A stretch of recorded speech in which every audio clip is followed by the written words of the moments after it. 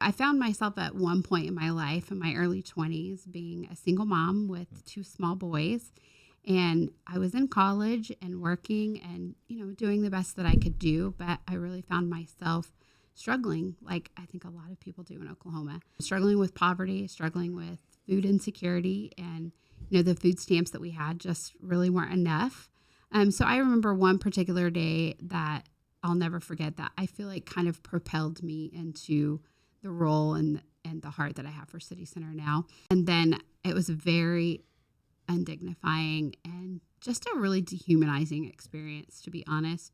And I walked away at the end of it thinking, well, it's okay. At least I'll have food to make meals for my kids. And I'll never forget, I had like 5 or 6 pieces of bread in a Ziploc baggie that had some mold on it and a can of peas that just, there was no label. I mean, it was food.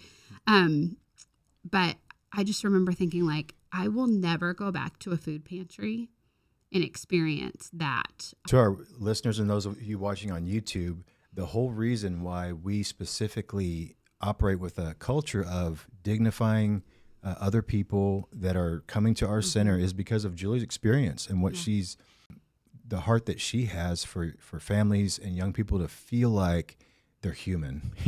Just because you're going through something doesn't mean you're less than anyone else. My life has changed so much since then, and I'm so blessed and so lucky to have all that I have and the ability to provide for my kids and my grandkids.